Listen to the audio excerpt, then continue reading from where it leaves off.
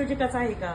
नाही. तुम्हाला वैयक्तिक मार्गदर्शन जे सोमवारी दिलं जातं, तर तिथं तुमचे कौटुंबिक प्रश्न असू द्या, तुम्हाला आध्यात्मिक गरज असते समुपदेशांची. काही लेडीज समोर बसल्यानंतर निगेटिव्ह वाटतं, कधी रडायला लागतात. आम्ही तुमचं युट्यूबला पाहिलंय, आम्हाला खूप वाईट वाटतंय, आम्हाला वाटायचं आमचा संघर्ष मोठा आहे, पण तुमचा त्याच्याहून मोठा होता हे कळाल्यावर आम्ही तुमच्यापर्यंत आलो. तर इथं तुम्हाला प्रत्येकाला आपलं जे वाटलं पाहिजे, की मला वाटतं कोणीतरी सांगितलं की आपल्या कुटुंबातलं समजून इथं सांगितलं जातं.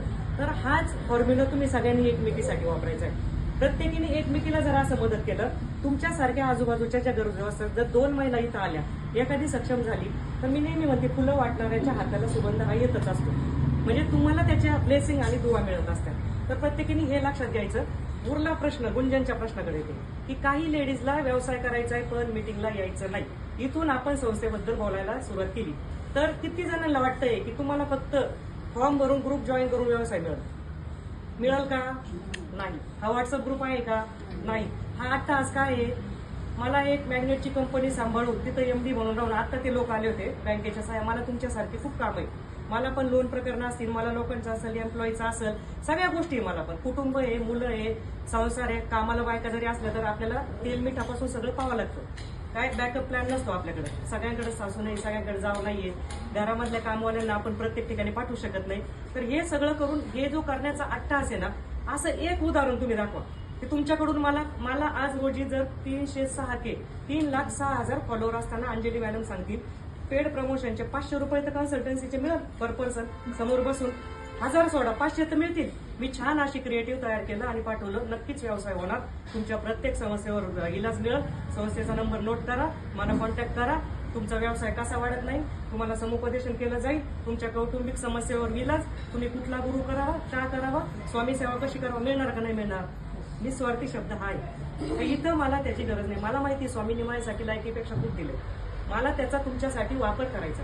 की मी जेव्हा वाईट परिस्थितीमध्ये असताना माझी जेव्हा परीक्षा घेतली जायची तर मला एवढंच वाटायचं माझ्या मिस्टरांची नोकरी किंवा व्यवसाय व्हावा, मी काहीतरी करावा, दोघं इंजिनियर आहोत, आम्हाला पोटा पाण्यापुरतं व्हावं आणि वाटून वाटून मध्यमवर्गीयाचं काय स्वप्न आहे, एक घर असावं, एक गाडी असावं. तर ते सगळं होऊन हा अट्टाहास काय आहे की आपला जन्म एवढ्यासाठी झालेला नाही.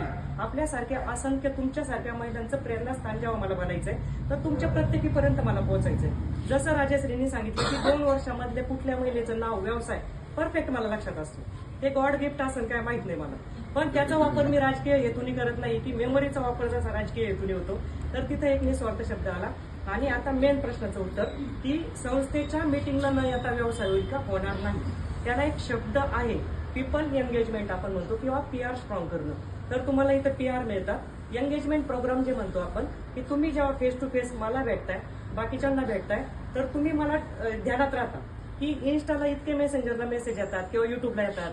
आम्ही अजून आमचा नंबर युट्यूबला टाकलेला नाही की 9 महिन्यामध्ये 23 लाख व्ह्यूज झालेले आहे आणि त्या ज्या चॅनलनी प्रमोशननी माझी मुलाखत घेतली 1 लाख सबस्क्रायबर वाढले, त्यांचे सिल्वर बटन आलंय आणि त्यांना इन्कम चालू झाला. तर तिथं जर आपला नंबर टाकला तर आपल्याकडे विचारला की आम्हाला ह्या मॅडमला भेटायचंय.